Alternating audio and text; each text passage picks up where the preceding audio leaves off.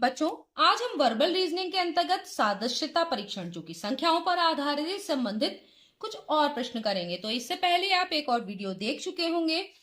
तो यहाँ पर फिर से मैं एक बार बता दूं कि होता क्या है कि ये जो दो पद दिए हैं इनमें इन दो जो संख्याएं हैं इनमें कोई संबंध होगा।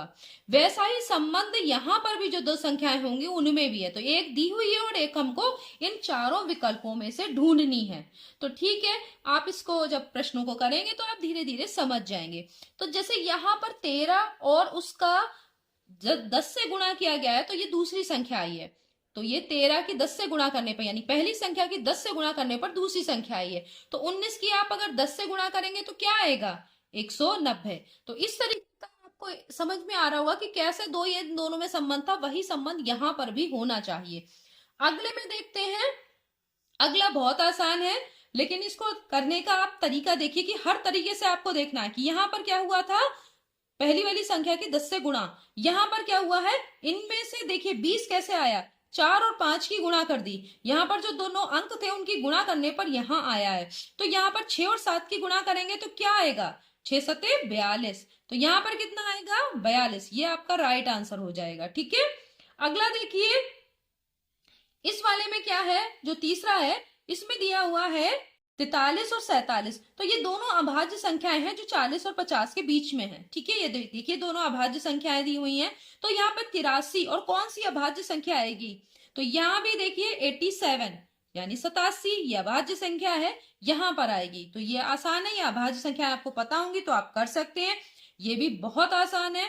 7 का वर्ग होता है 49, तो 15 का वर्ग क्या होगा? 225। तो ये वाला राइट आंसर हो गया।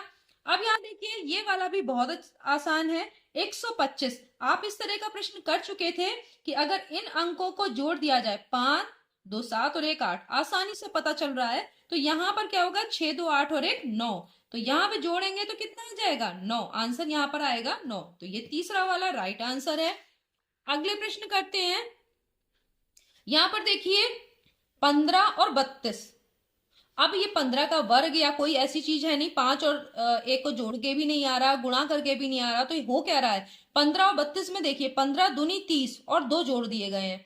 तो यहाँ पे भी देखिए 17 को अगर 2 से गुणा करें, 17 दूनी 34 और उसमें 2 जोड़ दे तो 36 ऑप्शन है। ये देखिए ये वाला सही होगा, जो कि इसको ही फॉलो कर रहा है। जैसे इन दोनों में हो रहा है वैसा ही यहाँ पे भी हमें करना है। ठीक है, तो 15 दूनी 30 और उसमें 2 जोड़े गए तो 17 दूनी 34 और उसमें 2 जोड़े गए तो 36 हो गया। अब यहाँ पे देखिए 4 है और 60 है।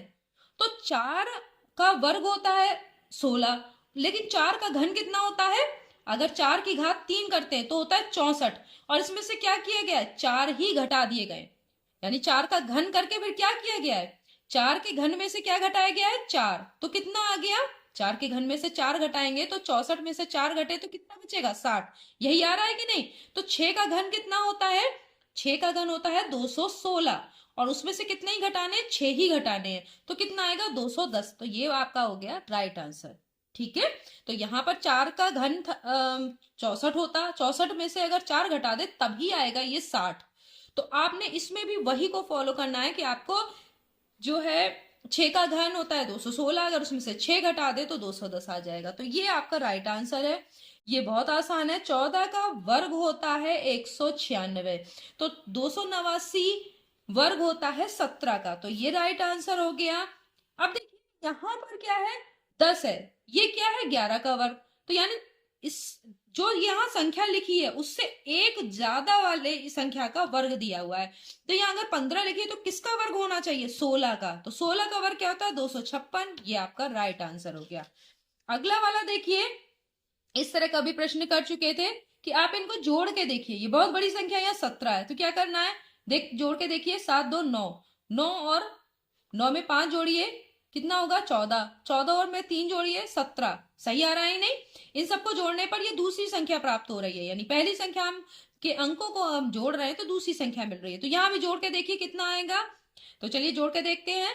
8 5 13, 13 में 3 और जोड़िए 16, 16 में 6 और जोड़ेंगे तो कितना आएगा? 22। तो ये आपका क्या हो गया? Right answer. इस तरीके से इसको भी निकालना है। तो देखा आपने कितनी आसानी से आपने जो संख्याओं पर आधारित सादृश्यता परीक्षण से संबंधित प्रश्न थे उनको हल करना सीखा।